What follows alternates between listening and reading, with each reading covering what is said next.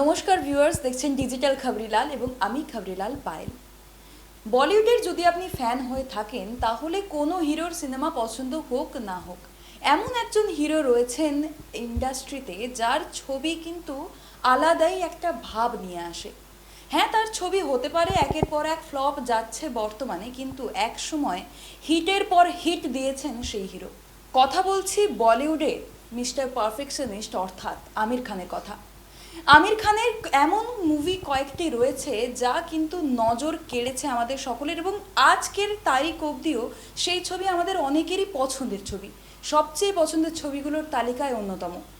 তার মধ্যে যদি আপনাদের মনে থাকবে ভিউয়ার্স, 2007 সালের সেই ছবি তারে জমি পর, যেই ছবি দেখে কাঁদেননি আপনাদের মধ্যে হয়তো খুব কমজনই আছেন। হ্যাঁ, আমিও কেঁদেছিলাম। আমাদের বয়স তখন অনেকটাই কম ছিল, হয়তো এতটা মুভি আমরা মন দিয়ে দেখতাম না কিংবা বুঝতাম না। তবে সেই ছবি দেখে আমাদের চোখে জল এসেছিল, মানে ছবিটি কতটা সর্বস্তরের জন্য তৈরি তা আন্দাজ করা যায়। সেইভাবেই সেই ছবির আদলেই আবার আসতে চলেছে নতুন ছবি।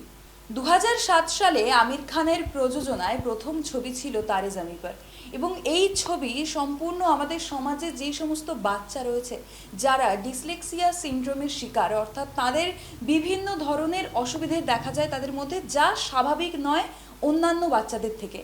সেই থেকে কিভাবে তাদেরকে ট্রিট করতে হয়, সেই বাচ্চাদেরকে কিভাবে তুলে আনতে হয়, তুলে ধরতে হয়, সেই বিষয়ে ছিল সম্পূর্ণ মুভিটি, এবং তা পছন্দ করেছিলেন অনেকেই।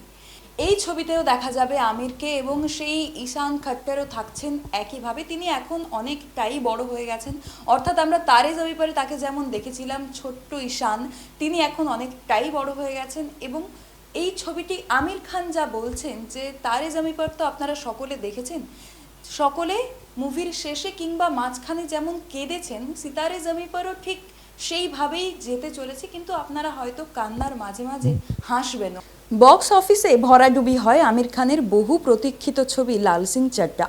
জনপ্রিয় হলিউড অভিনেতা টম হ্যাঙ্কস অভিনীত ফরেস্ট গাম্প অবলম্বনে তৈরি আমির খানের এই ছবি কিন্তু মন ভরাতে পারেনি দর্শক এবং সমালোচকদের।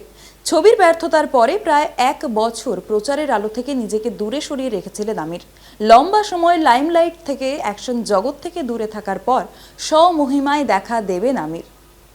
তারে জমি পর তৈরি করেছিলেন অভিনেতা, সেই ছবির অনুপ্রেরণাতেই এবার তৈরি করবেন সিতারে জমি পর।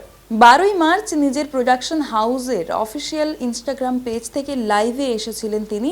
সদ্য তার প্রযোজনায় এবং কিরণ রাওয়ের পরিচালনায় মুক্তি পেয়েছে লাপাতা লেডিজ। আমির খান জানিয়েছেন তিনি আশা করছেন ক্রিসমাসে বক্স অফিসে মুক্তি পেতে চলেছে এই সিনেমা, অর্থাৎ সিতারে জমি পর। অভিনেতা প্রযোজক বলেছেন, যতটা তারে জমি পর আপনাদের কাঁদিয়েছে, সিতারে জমি পর ঠিক ততটাই হাসাবে। 2007 সালে মুক্তি পাওয়া ছবির উপর ভর করে সাফল্যের আশায় বুক বাঁধছেন খোদ আমির খান।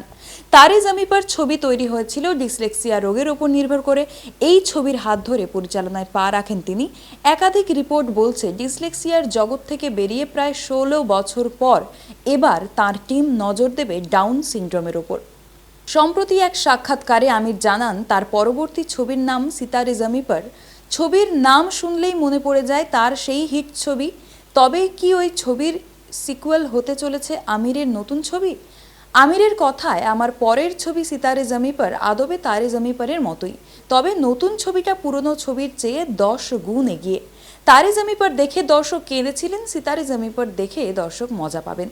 আপনারা সকলেই জানবেন তারে জমি পর ছবিতে সহানুভূতিশীল এক শিক্ষকের চরিত্রে দেখা যায় আমির খানকে।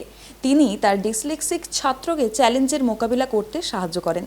এবার তিনি জ্ঞানের আলো ফোটাবেন ডাউন সিনড্রোমের ওপর। তাঁদের লড়াইয়ের কথা বলবেন তিনি, সমাজে তাঁদেরও সমান অধিকারের কথা বলবেন আমির খান। সূত্রের খবর, আমির খানের সাথে এই ছবিতে দেখা যেতে পারে অভিনেত্রী হিসেবে জেনেলিয়া ডিসুজাকে। আমির খানের ছবিগুলি কিংবা এই ধরনের বাস্তবমুখী ছবিগুলি অন্যান্য বলিউডের সমস্ত ছবির থেকে ভিন্ন হয় এবং আমাদের মনে একটি আলাদা দাগ কেটে যায়। তার কারণ হয়তো এই ছবির প্রেক্ষাপট, এবং যেটা হতে চলেছে সিতারে জমি পরেও, যেখানে কিন্তু সম্পূর্ণ বাস্তবমুখী যেই সমস্যা আমাদের সমাজের সেটাকে তুলে ধরা হতে চলেছে। আর বলিউডে এই ধরনের ছবি এর আগেও হয়েছে এবং তা জনপ্রিয় হয়েছে অনুরাগীদের মধ্যে। যেমন কিছুদিন আগেই এসেছিল, আপনারা সকলেই জানবেন, রানী মুখার্জির হিচকি, যেখানে টরেট সিনড্রোম নিয়ে এবং তার বিভিন্ন সমস্যা থেকে সমাধান এই নিয়েই কিন্তু ছবি তৈরি হয়েছিল। তো এবার সিতারে জমি পর আসতে চলেছে এবং যেটা দিলাম আপনাদের সুখবর যে হয়তো 2024-এর ক্রিসমাসের সময় এই ছবি মুক্তি পেতে পারে।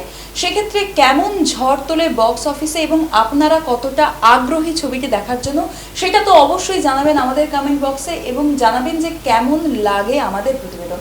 সঙ্গে থাকুন, দেখতে থাকুন ডিজিটাল খবরিলাল, খবর আপনাদের, নজর আমাদের। ডিজিটাল খবরিলাল, খবর আপনাদের, নজর আমাদের।